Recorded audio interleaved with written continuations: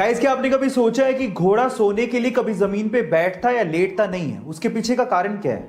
क्या उसे कभी नींद भी आती है? तो चलिए मैं आपको इन सब बातों का जवाब देता हूं। सबसे पहले तो घोड़े को नींद आती है। 24 घंटे में से 30 मिनट उसे गहरी नींद आती है, पर इसके लिए वो ना तो जमीन पे बैठता है और ना ही जमीन पे सोता है। उसके पीछे का कारण है उसके शरीर की बनावट।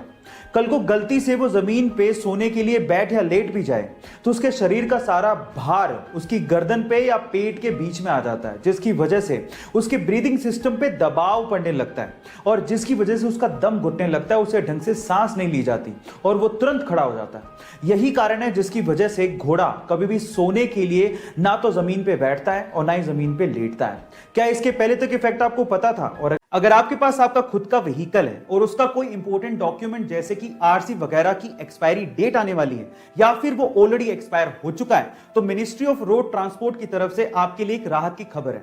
वो ये है कि अगर आपके वाहन का कोई भी इंपॉर्टेंट डॉक्यूमेंट 1 फरवरी 2020 को एक्सपायर हुआ है या फिर अभी एक्सपायर होने वाला है, तो उसकी वैलिडिटी गवर्नमेंट ऑफ इंडिया ने 30 सितंबर 2021 तक बढ़ा दी है। इसका मतलब आपको 30 सितंबर 2021 तक उसे रिन्यू करवाने की जरूरत नहीं है। हाँ, उसके बाद आपको इसे रिन्यू करवाना पड़ेगा। कोरोना के चलते सरकार ने यह डिसीजन लिया है ताकि सोशल डिस्टेंसिंग की पालना करते हुए ट्रांसपोर्टेशन सेवाएं जारी रहें। गाइस, ऐसी इंपॉर्टेंट पंजाब लुधियाना का एक किसान शताब्दी ट्रेन का मालिक, जी हां गाइस, आप ठीक सुन रहे हैं, पर सवाल यह उठता है कि एक किसान ट्रेन का मालिक कैसे बन गया।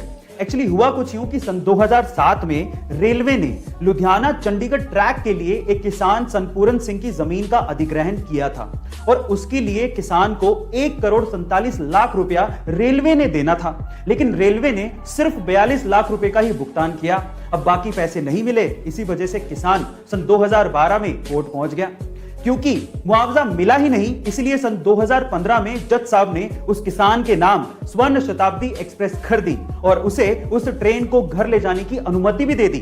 पर पैसेंजर ट्रेन का ऐसा अधिग्रहण पॉसिबल नहीं था, इसीलिए वो ट्रेन अभी भी टेम्परेरी वे से कोर्ट के ही पास है और आप इसकी वीडियो YouTube पे भी देख सकते हैं। आपको ये पायरेट्स ऑफ कैरिबियन में जैक स्पैरो का किरदार निभाने वाले जॉनी डेप, जिनके दुनिया भर में करोड़ों चाहने वाले हैं, एक बार उनकी बेटी लिली रोज को किडनी फेलियर की वजह से हॉस्पिटलाइज होना पड़ा था।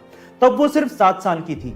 वो दौर जॉनी डेप के लिए अपनी जिंदगी का सबसे मुश्किल दौर था। हालांकि उनकी बेटी इस प्रॉब्लम से बाहर आ चुकी थी, लेकिन फिर भी इस दौर ने जॉनी डेप को यह सिखा दिया था कि जिंदगी बहुत ही ज्यादा अनसर्टेन है और इसे ऐसे ही भागते भागते वेस्ट नहीं करना चाहिए।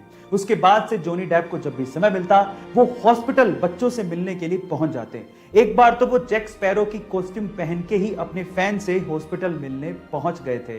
गाइस, क्या आपको इसके पहले तक जॉनी डेप की